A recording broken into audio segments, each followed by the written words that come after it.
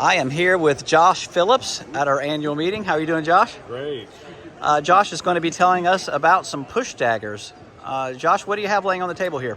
Well, these we call push daggers, but it's almost certain that in the era they were not called push daggers. They could have been called push knives or gimlet knives. And I like all types, but let's start with this one here. This is one of the only known East Coast push daggers, and it's maker mark Samuel Jackson, Baltimore, and it's has a very unusual flat shaped shank, and it also has a nice ivory handle, but the ivory handle is shaped like a tool, like a gimlet that would be more of a hint towards its original origin, as these were called gimlet knives, and we expect that they started as an alteration of a tool into a weapon, and of course tools didn't have ivory handles, but this is one of the only East Coast known push daggers. Can you tell us about the nut on the back? What should collectors look for construction? Well, this one is a spanner nut.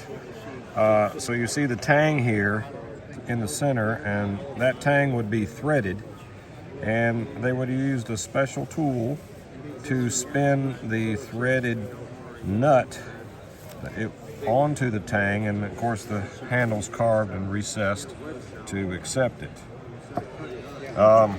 Most of the push daggers are associated with the Mississippi River and river trade up and down. That was a very dangerous region.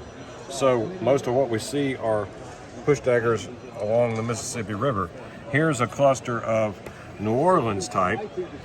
We know these are New Orleans because they're maker marked Dufilo or Dufilo. And how do you pronounce that? Well, Jack Schaefer says Dufilo, and I say Dufilo, so I'm not sure. Now, what's more typical, the metal sheath or leather? I see both there. Well, these are only Dufilo made these of this style. These are solid silver handles.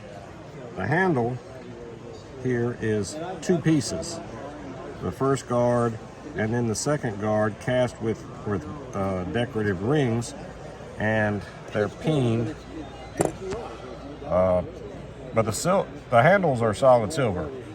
I did not realize that. Yes, and I keep them a little. I've polished these. They would be normally black. Okay. But I don't like tarnished silver, and so you can see that the difference between the steel and the silver. And then these are also this pattern with the flat sided handle, or we call them typically New Orleans, and these may or may not leather, be right? Dufilo. Yes, this little ivory handle one is probably a Dufilo, but we don't know for sure. And notice these have no ricasso area. But Dufilo made quite a variety of push daggers. Can we see what the nut looks like on the back of those? Yes. Basically all the same style nut, isn't it? Well, of course, the silver handle ones totally don't have a nut. But this one is not a spanner nut. Oh, it's not. This one is peened just over a brass washer. And moving up the river, we have different patterns yet. This little one has a very small tang washer and peen, a lot of polish, has a German silver sheath with a number.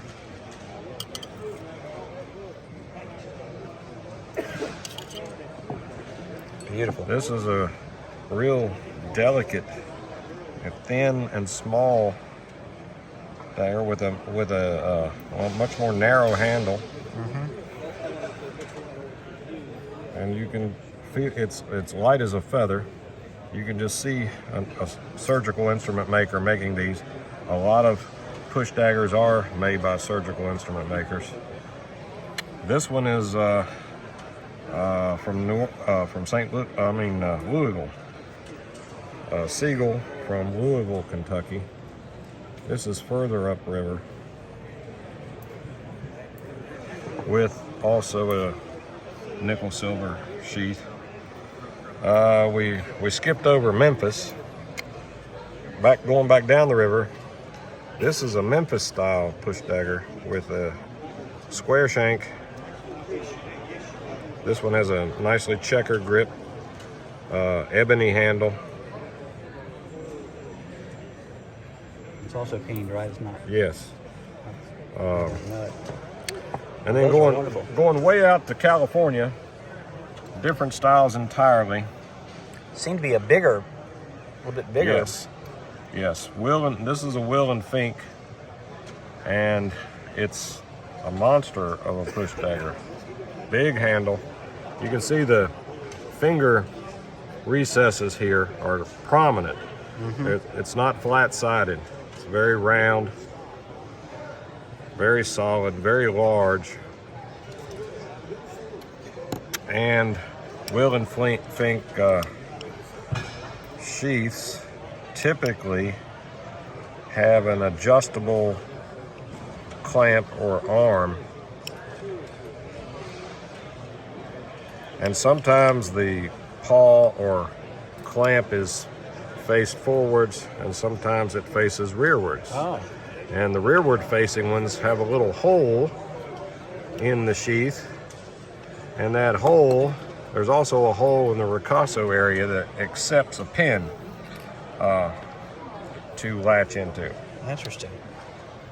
So that's Those are wonderful. quick cursory view of push daggers. All right. Thank you very much, Josh. Sure thing.